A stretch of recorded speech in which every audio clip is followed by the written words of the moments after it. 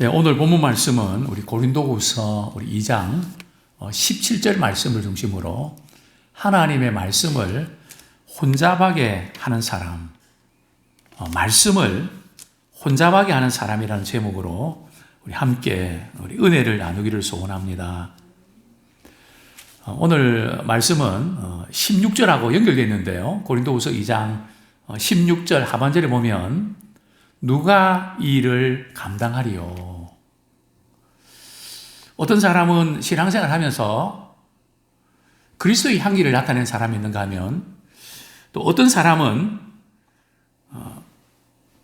그리스도의 향기를 나타내지 못하고 사망에 이른 냄새를 풍기는 그런 분들도 있습니다.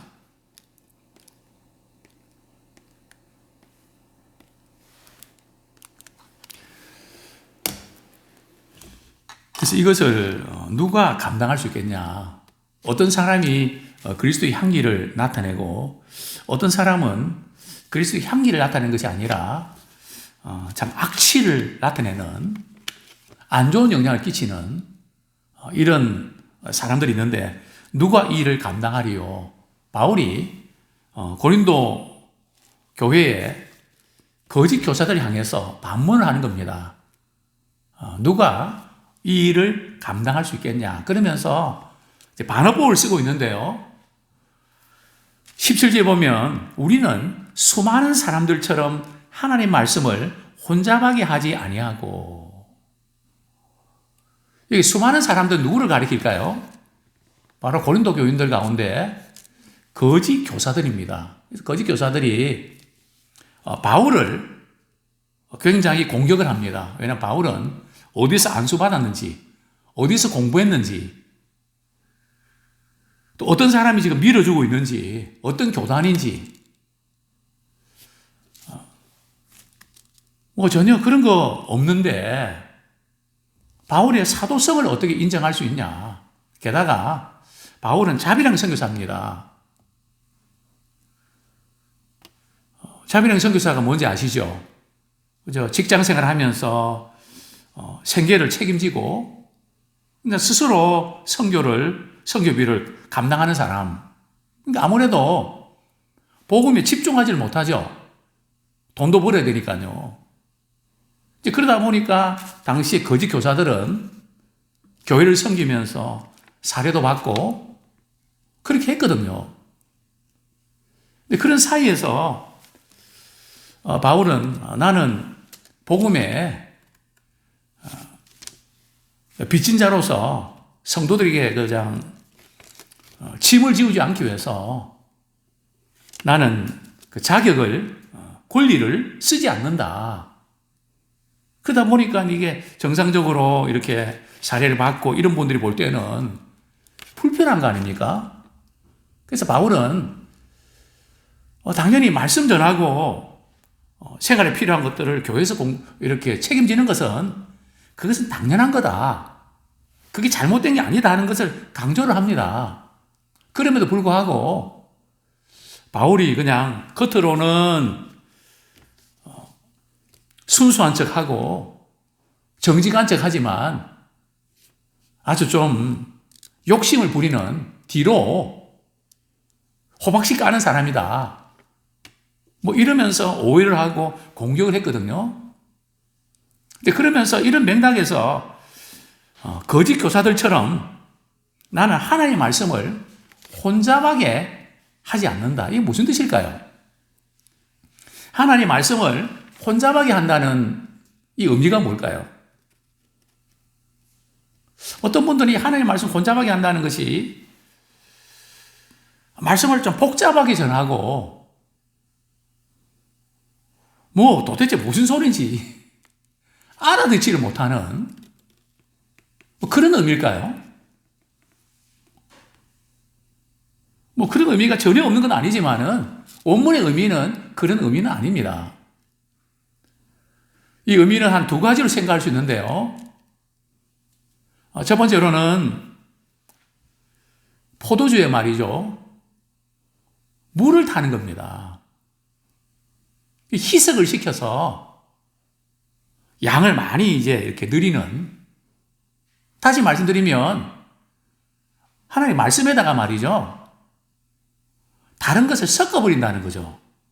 철학이 될 수도 있고 심리학이 될 수도 있고 또 상담이 될 수 있고 뭐 여러 가지 세상적인 그 학문이 될 수 있습니다. 물론 일반 은총의 그 영역에서 우리가 배울 수 있는 것이 있습니다. 그러나 그것이 말씀의 가치와 동등할 수는 없다는 거죠. 다만 우리가 도움이 될 수는 있지만 하나님의 말씀보다 그것을 더 중요하게 여길 수는 없다는 거죠. 아무리 세상의 학문과 뭐 철학이 뭐 깊다 하더라도 그것은 인간이 만든 거거든요. 하나님의 말씀하고는 비교가 안 됩니다. 그런데 이것을 섞어버리면 하나님의 말씀도 인간의 말처럼 느껴지고 이게 헷갈린단 말이죠. 그러다 보면 말씀의 권위가 떨어져 버리는 거죠. 오늘 이 시대가 좀 그런 면도 있습니다. 또 두 번째로는 장사를 하는 사람이 말이죠. 특별히 남대문 시장, 동대문 시장, 지금은 백화점이나 이런 데 정찰제를 많이 하고 할인을 많이 하니까 가격이 비슷하지 않습니까? 그러나 동대문이나 남대문에서 물건 살 때 말이죠. 그 장사하는 분들이 가격을 매길 때 말이죠. 어떻게 매기는지 아십니까? 우리 목회자들이 거기 이제 남대문 시장에 어디 같이 사러 가면요. 약속이 있습니다. 거기 가서 목사님 하지 말고 박사님, 선생님 그렇게 해야지. 목사님 하면 뒤집어 쓴다고. 호칭을 다르게 부르자고. 그런데 이 장사하는 분들은 말이죠. 딱 몇 마디 건네보면 사람에 따라서 가격이 달라집니다. 저 사람 뭐 좀 아는구나. 이러면 가격이 낮아지고요. 이 사람은 전혀 맹탕이구나 하면요. 가격이 높아집니다. 그게 지금 하나님의 말씀을 혼잡하게 하는 겁니다. 즉 사람에 따라서 가격이 다르게 매겨지는 것처럼 하나님의 말씀을 전하는데도 사람의 비율을 맞추고 사람이 듣고 싶어하는 그것을 이렇게 자꾸 설교하는 이것이 하나님의 말씀을 혼잡하게 하는 것입니다. 이 하나님의 말씀을 혼잡하게 한다는 것은 하나님의 말씀을 전하면서 자기의 그 이익을 추구하는 것이죠.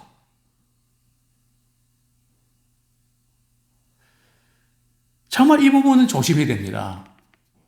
은혜 받게 하고 은혜 받은 사람을 통해서 내가 무언가를 얻어내려고 하는, 물론 그런 의도를 가지고 안 했다 할지라도 그런 것이 깔려있는,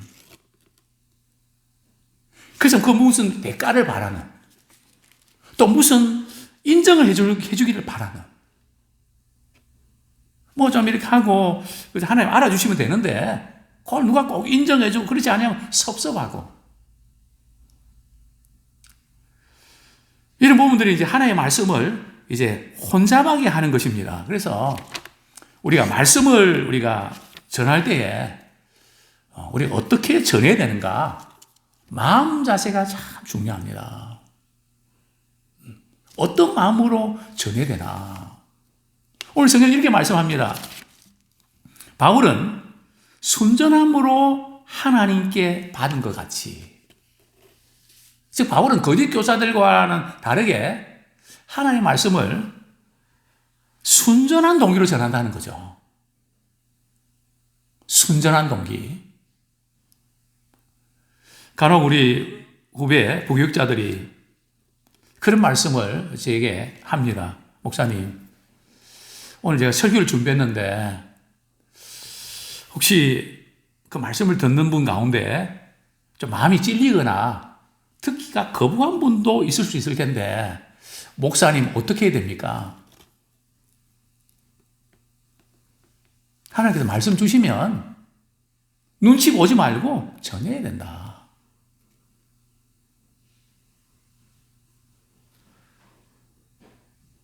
그것을 저는 강조합니다.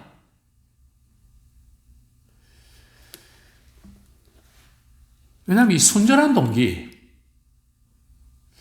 이 말씀 전하면 그분이 상처받을 텐데. 목회자가 말이죠.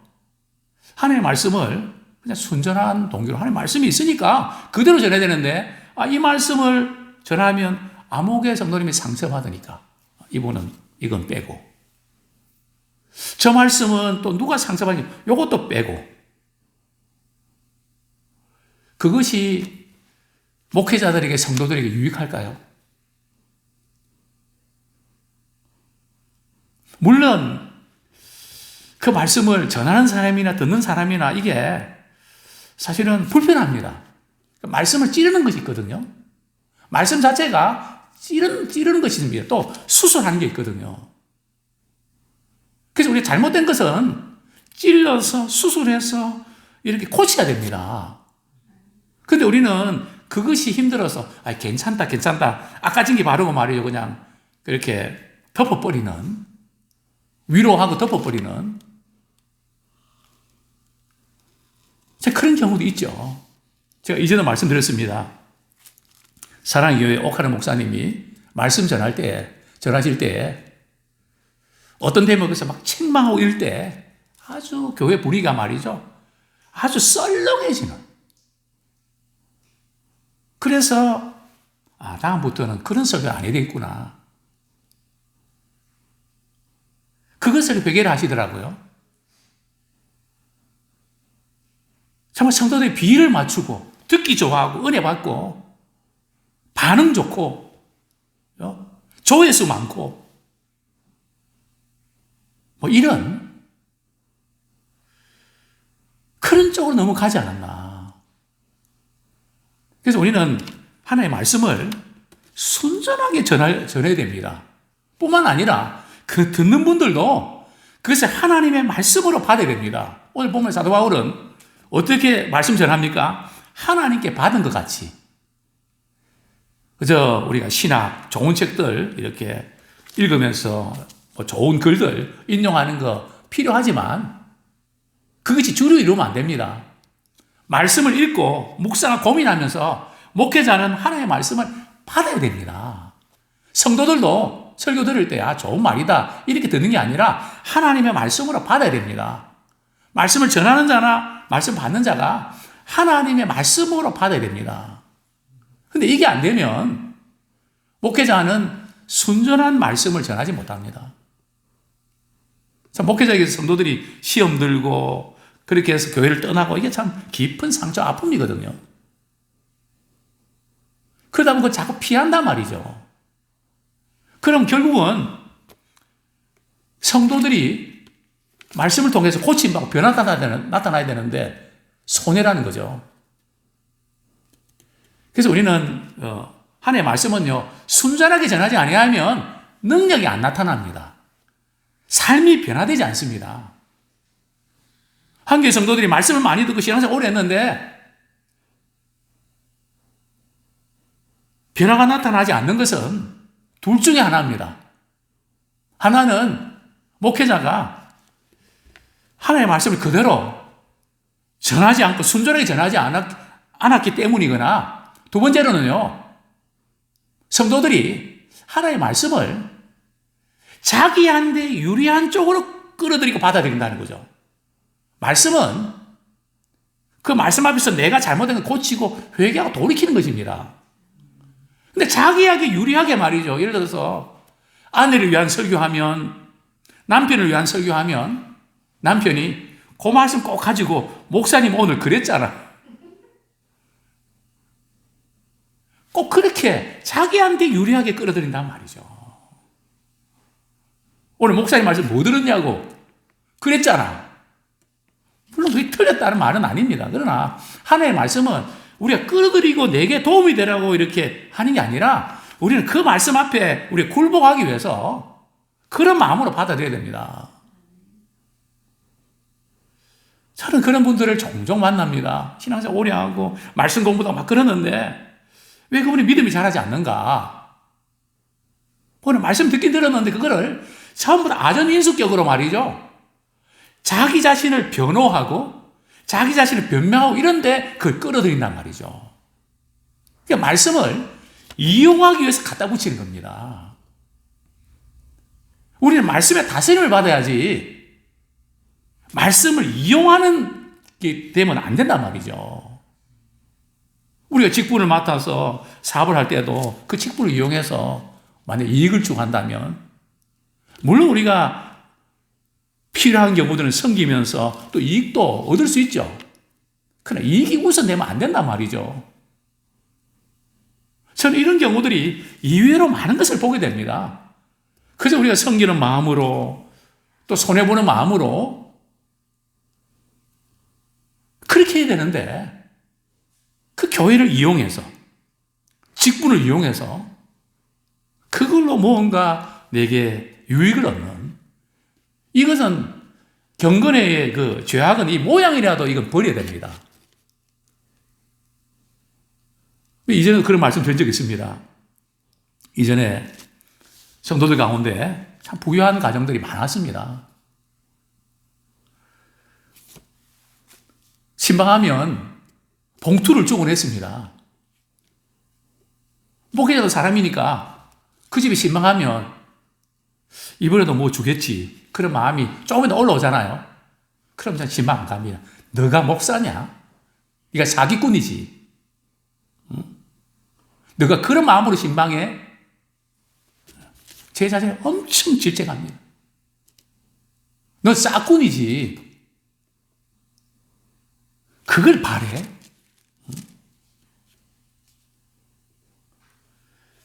정말 철저하게 자신을 다스리면서 정말 우리가 말씀을 전하는 사람은 사심이 없어야 됩니다. 막 은사 나타나고 능력 나타나고 해서 말이죠. 그걸로 끝나야지. 그 반대급부를 노리고 그런 어떤 아무리 좋은 의도에서 뭐 한다 하더라도 그런 어떤 부분들은 우리가 조심해야죠. 왜냐하면 그것은 혼잡하게 말씀을 전하게 되기 때문에 그렇습니다. 어떤 이익이라든지 어떤 욕심이 거기에 뭔가 깔려있는 의도적으로 나타내지는 않지만 은근히 말이죠. 그런 부분을 유도하는 그래서 우리 하나님께 받은 것 같이 전해야 되고 그 다음 말씀 전할 때에 누구 앞에서요? 하나님 앞에서 하나님이 다 보시고 아시고 그죠? 그래서 우리 그리스도인들은 목회자뿐만 아니라 성도들도 말이죠. 무슨 말을 할 때에 지금 하나님 듣고 계시지? 하나님 지금 보고 계시지? 이 하나님 앞에서의 믿음의 의식이 있기를 소원합니다. 또 말씀을 듣는 분들도 마찬가지고요. 전 특별히 말씀을 듣는 분들에게서 좀 말씀드리고 싶은데 요즘 우리 성도들이 하나님의 말씀을 많이 듣다 보니까 말씀의 홍수 속에 빠져서 그저 말씀은 듣고 끝나는 걸로 생각합니다. 또 이런 말을 많이 합니다. 하나님의 말씀을 어떻게 다 지킬 수가 있냐고. 그 말은 뭘 의미합니까? 말씀을 지킬 필요가 없다는 말 아닙니까? 하나님께서 말씀 주실 때 말이죠. 지키라고 주신 겁니까? 지키지 말라고 주신 겁니까? 이 말씀을 왜 주셨죠? 지키라고 주셨습니까? 지키지 말라고 주셨습니까? 지키라고 주셨단 말이죠. 근데 우리는 언제부터인가 어떻게 하나님의 말씀을 다 지키냐고. 그런 생각을 하면서 하나님의 말씀을 다 지킬 수 없으니까 지키지 않아도 된다고 하는 쪽으로 가고 있단 말이죠. 그래, 말씀 많이 들어도 그때뿐이에요. 왜? 말씀을 지키려고 들어야 되는데 들으려고 듣기 때문에 믿음이 자랄 수가 없다는 거죠. 우리 성경 말씀 우리 한 구절 보겠습니다. 우리 신명기 30장 11절부터 14절까지 같이 한번 읽겠습니다. 신명기 30장 11절부터 14절 같이 읽겠습니다. 시작. 내가 오늘 내게 명령한 이 명령은 내게 어려운 것도 아니요 먼 것도 아니라 하늘에 있는 것이 아니니 내가 이르기를 누가 우리를 위하여 하늘에 올라가 그의 명령을 우리에게도 가지고 와서 우리에게 들려 행하게 하라 할 것이 아니요 이것이 바다 밖에 있는 것이 아니니 내게 이르기를 누가 우리를 위하여 바다를 건너가서 그의 명령을 우리에게로 가지고 와서 우리에게 들려 행하게 하려 할 것도 아니니라. 오직 그 말씀이 내게 매우 가까워서 내 입에 있으며 내 마음에 있은즉 내가 이를 행할 수 있느니라. 하나님의 말씀은 하나님께서 지키라고 주신 것이지 지키지 말라고 주신 것이 아닙니다. 물론 우리가 하나님의 말씀은 어떻게 우리가 다 지킬 수 있습니까? 그 말도 틀린 것은 아닙니다. 왜냐하면 우리는 약하니까요. 뭐가 문제인가 하면 하나님의 말씀을 다 지킬 수 없으니까 지킬 필요가 없다. 이게 엄청 무서운 독소입니다. 성경은 계속해서 하나님의 명령대로 행하라, 순종해라, 이 부분 아닙니까? 근데 지킬 필요가 없다고 지금 믿고 있으니까. 그러니까 말씀 들을 때 지키려고 하는 게 아니라 들으려고, 듣고 끝나려고 이렇게 듣는단 말이죠. 그래서 우리는 하나님의 말씀을 지키려고 들어야지,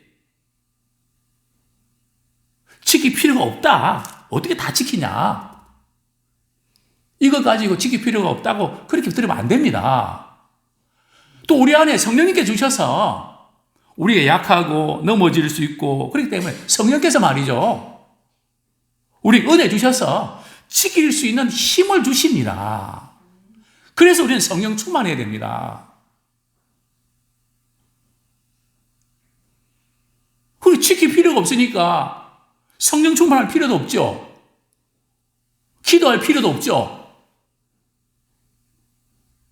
그러니까 그냥 신앙생활 아무리 오래 해도 처음 예수 믿고 거듭나고 막 그때 반짝 믿음이 자라다가 그다음부터는 계속 처진단 말이죠.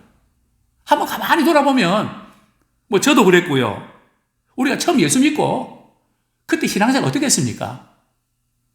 참 목회자가 저 강단에서 말씀 전하면 우리 그대로 하려고 몸을 쓰지 않았습니까? 그때 우리 믿음이 자랐잖아요.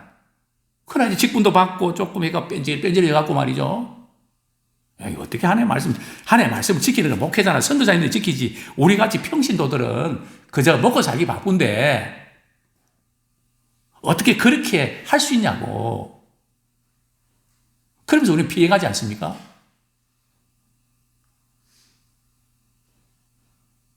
그래서 우리는 하나님의 말씀을, 성경은 지킬 수 있기 때문에 주신 것입니다. 또 물론 우리 힘으로는 지킬 수 없습니다. 로마서 말씀하고 있거든요. 육의 생각으로는 하나님과 원수가 되기 때문에 지키는 게 어려운 게 아니라 지킬 수가 없다. 그렇기 때문에 영의 생각을 가져야 되는데, 영의 생각은 말씀과 기도로 성령 충만해야 된다. 그렇게 해야, 성령 충만해야 말씀에 순종하며 살 수 있다. 물론 그럼에도 불구하고 때로는 넘어지고 또 실수하고 죄를 짓죠. 그래서 하나님께서는 회개하고 돌이키면서 하나님과 관계 회복해서 또 말씀에 순종할 수 있는 힘과 은혜를 주신 거 아닙니까? 성경이 이렇게 말씀합니다. 우리의 영적 수준이 말이죠, 하나님의 온전하신 같이 너희들은 될 수 없으니까 내가 다 이해하니까 그냥 적당하게 흉내만 내라 이랬나요? 아니잖아요. 하나님은 온전하신 것처럼 너희도 온전하라고 하셨잖아요. 그럼 우리는 온전할 수 없으니까, 온전할 필요를 못 느끼니까 온전할 해야 된다는 그 마음도 안 갖는 게 아니라 우리는 그 방향을 향해서 때로는 넘어지고 안 될 때도 있지만 계속 기도하면서 그 방향으로 가는 거란 말이죠. 그래서 하나님의 말씀을 전하는 사람은 순전하게 하나님의 말씀을 받은 것처럼 전해야 되고, 받는 분도 하나님의 말씀으로 받아야 되고, 그리고 하나님 앞에 서야 되고, 또 오늘 본문에 보면 17절, 2장 17절 하반절에 보면 그리스도 안에서 말하노라. 이게 무슨 뜻일까요? 하나님의 말씀을 전할 때 그리스도 안에서 말하라는 것은 말이죠. 그리스도의 말씀에 순종하면서 그리스도와 연합된 상태에서 전하라는 거죠. 주님을 닮아야 된다는 거죠. 주님을 따라가야 된다는 거죠. 아무쪼록 한국교회가 참 하나님의 말씀을 순전하게 전하는 역사가 나타나기를 소원합니다. 혼자 만나는 것은 그냥 사람들이 듣고 싶어 하는 거 들려주고 또 공감하게 되고 참 세상 이 학문은 공감하는 데 있어서 탁월합니다. 가수들 한번 가사 들어보십시오. 간혹 이제 식당 가서 말이죠. 가수들이 이렇게 노래 부르는 거 보면 정말 은혜가 됩니다. 얼마나 실제적이고 마음을 울리는지 그 마음에 있는 걸 말이죠. 그대로 다 드러내는데 탁월합니다. 근데 마음에 있는 걸 드러내는데 해결 못 합니다. 생명이 없습니다. 그럼 말씀은 하나님이 주셨기 때문에 생명이 있습니다. 그래서 우리는 한국교회가 참 하나님의 순전한 말씀을 듣고 싶어하는 또 들려지는 그래서 말씀이 회복되는 그런 은혜가 있기를 소원합니다. 하나님의 말씀을 빙 둘러서 말하지 말고 그냥 담대하게 그대로 전할 수 있는 제가 목회하면서 늘 안타까운 것은 이런 이야기 들을 때입니다. 말씀을 들으면 도대체 목사님이 무슨 말씀을 하시는 건지 어떤 데는 잘 못 알아듣겠대요. 그래, 왜 그런가 했더니 직설적으로 깨놓고 말이죠. 막 이야기해버리면 알아들을 텐데 그렇게 이야기하면 상처를 받거든요. 그 상처를 안 받으려고 하니까 하라 그랬는데 꼭 하라는 말은 아니고 뭐 그러면서 말이죠. 돌려고 하니까 하라는 건지 말라는 건지 애매하게 말하고 끝난다는 거죠. 제가 안 그랬거든요. 제가 30대 담임 목회, 3대 초에 제가 담임 목회 역할을 했는데요. 그대로 찔렸거든요. 군대 가면 그대로 찔려 있거든요. 그대로 그냥 직선적으로 말이죠. 뭐 누구 눈치 보지 않고 그대로 이야기했습니다. 근데 목회를 하면서 이 말씀 전에 저분이 또 상처받고 또 저분이 좀 그렇고 이게 빼고 저거 빼고 하나님 이 말씀 꼭 전해야 됩니까? 참 복잡합니다.